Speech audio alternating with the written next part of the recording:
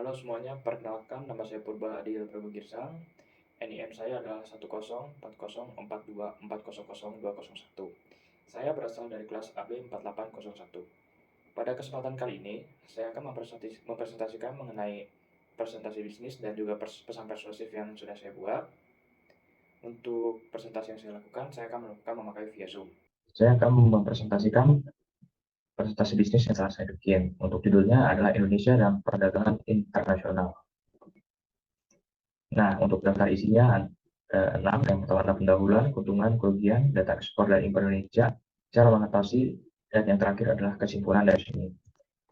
Nah, untuk pendahuluannya, saya akan menjelaskan terlebih dahulu apa itu perdagangan internasional, agar semua yang mendengarkan bisa paham terlebih dahulu apa itu. Jadi, perdagangan internasional adalah sebuah pilar utama ekonomi yang melibatkan penukaran barang, jasa, dan juga sumber daya antara negara-negara di seluruh dunia. Dalam perdagangan ini, satu negara menjual atau yang biasa kita sebut ekspor, atau suatu negara membeli yang biasanya kita sebut impor barang dan jasa pada negara lain. Perdagangan internasional memungkinkan negara-negara untuk memenuhi kebutuhan yang tidak dapat dipenuhi secara efisien melalui produk domestik, sekaligus memanfaatkan keunggulan kompetitifnya untuk menghasilkan barang atau jasa tertentu. Nah, jadi kurang lebih seperti itu maksudnya dari perdagangan internasional. Di mana hal ini tentunya sangat penting bagi sebuah negara melakukan ini karena mempunyai banyak manfaatnya juga. Nah, berbicara mengenai manfaat, selanjutnya saya akan menjelaskan apa saja manfaat-manfaat dalam melakukan perdagangan internasional. Nah, manfaat atau keuntungan melakukan perdagangan internasional sebenarnya ada banyak. Cuman saya menuliskan 3 saja di sini. Nah, untuk manfaat yang pertama adalah menambahkan devisa negara. Apabila sebuah negara atau negara yang dapat kita gantilah Indonesia. Apabila Indonesia sering melakukan ekspor ke luar negeri, tentu saja devisa negara kita bertambah. Kita menjual barang ke luar negeri.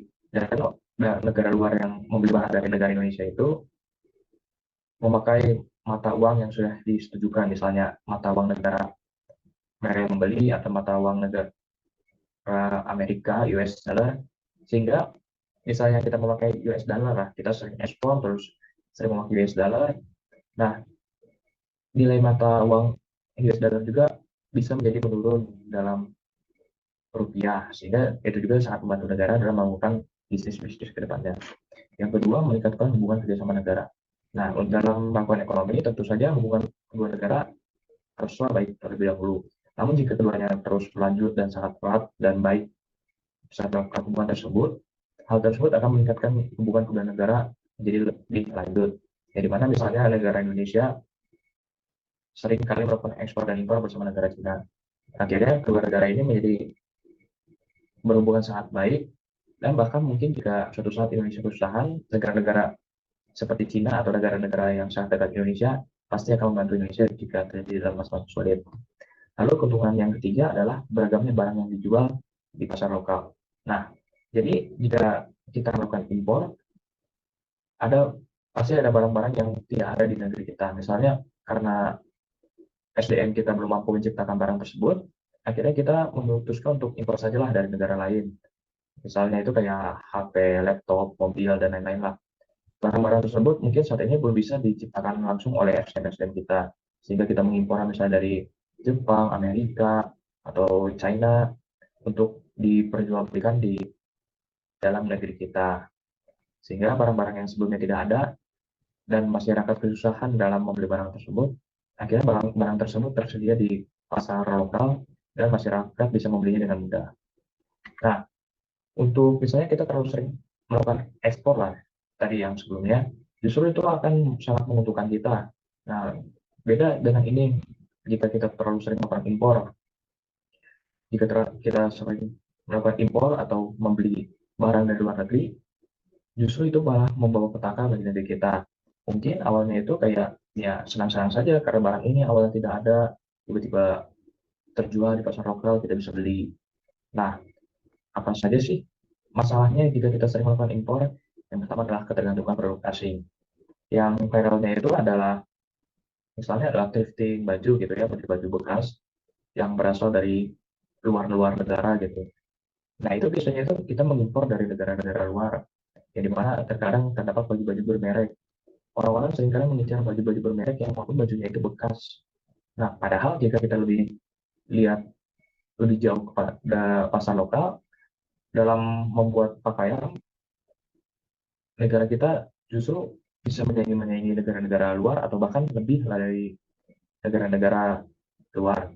Hal tersebut terjadi karena pemikiran masyarakat-masyarakat Indonesia yang sering berpikir bahwa produk luar itu selalu lebih bagus daripada Indonesia. Padahal jika kita lihat faktanya, ada beberapa pabrik yang terlihat di tag bajunya memakai made in Indonesia. Namun karena pemikiran-pemikiran tadi, masyarakat Indonesia lebih sering memakai baju yang berasal dari luar dan bermerek-merek yang dari luar bukan lokal. Lalu lapangan kerja mengalami penurunan. Nah, karena ketergantungan produk asing tadi, kita kan sering melakukan impor dari luar negeri. Coba apa akibatnya terhadap pasar lokal Indonesia? Hal itu impact-nya sangat besar karena kita sering melakukan impor dari luar negeri.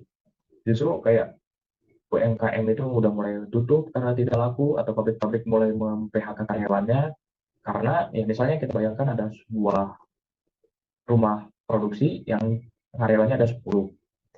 Jika kita sebagai masyarakat Indonesia sering melakukan impor dibanding memakai pasar yang lokal, tentu saja pabrik atau rumah produksi tersebut akan mengurangi karyawannya karena ya produksi yang diminta tentu saja akan sedikit karena masyarakat kita mayoritasnya lebih memilih impor daripada kita memakai produk lokal sendiri gitu ya. Nah, ini berhubungan dengan yang tadi. Jika kita terlalu sering ekspor, devisa kita akan menaik. Jika impor akan menurun tentu saja. Hal itu terjadi karena kalau ekspor kita menjual barang, sedangkan impor itu kita membeli barang dari negara-negara luar. Selanjutnya, bagaimana Indonesia di perdagangan internasional? Nah, menurut data dari BPS tahun 2003, mengenai ekspor dan impor yang dilakukan oleh Indonesia, diketahui bahwa dalam kurun waktu dari Januari sampai Desember 2023, Indonesia telah melakukan ekspor sebesar 258.774 juta dolar atau jika dirupiahkan sebesar 3.881,61 triliun, sedangkan untuk nilai impor yang dilakukan Indonesia sebesar 3.600 triliun rupiah. Nah, jika dilihat dari kedua data ini kan,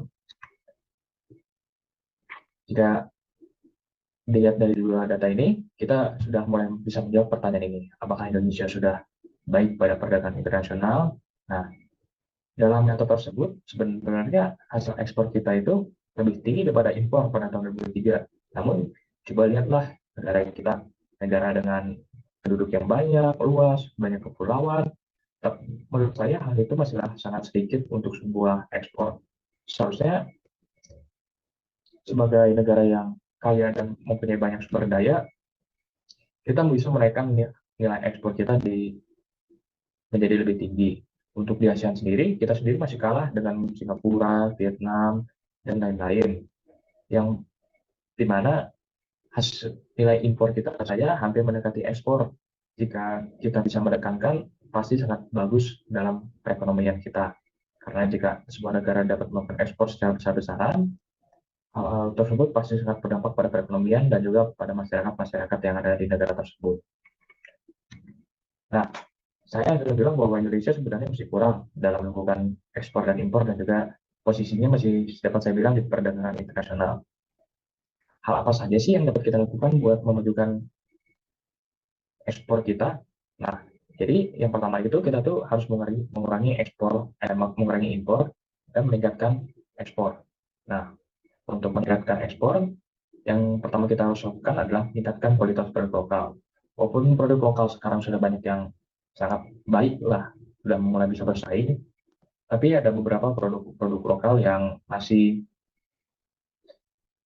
kurang kualitasnya. Dan jika kita mulai melakukan produk lokal itu udah mulai dilakukan ekspor, tentu saja citra produk kita yang sudah baik adanya akan menjadi turun karena adanya produk-produk yang masih kurang baik. Sehingga jika kita menaikkan kualitasnya yang sudah bagus, kita naikkan lebih bagus, orang-orang menganggap produk kita, wah produk Indonesia sangat hebat dan mulai memakai produk kita di kehidupan kehidupan mereka. Lalu yang kedua adalah promosi produk di pasar internasional. Nah, banyak dari kita kayak kurang bisa mempromosikan produk di pasar internasional. Sehingga orang-orang luar itu tidak tahu, wah ini produk siapa. Malah produk kita itu sudah sangat bagus, tapi karena kurangnya promosi, banyak negara-negara luar jadi belum mengetahui betul mengenai produk kita. Jika memulai promosi dengan baik, sudah sesuai standar dan kreatif dalam melakukan promosi, mungkin saja produk kita mulai bisa dikenal dan orang-orang mengetahui bagaimana produk yang kita jual. Nah, yang ketiga, kita dapat meningkatkan UMKM untuk ekspor. Nah, meningkatkan UMKM yang saya maksud ini adalah dapat mempermudah UMKM untuk melakukan ekspor. Kayak jika sebuah UMKM berdiri, mereka masih belum terlalu paham mengenai ekspor barang atau impor-impor bahan-bahan, sehingga kita dapat membantu meningkatkan pemahaman mereka mengenai ekspor agar mereka bisa menjadi terdorong lah untuk melakukan ekspor ke depannya.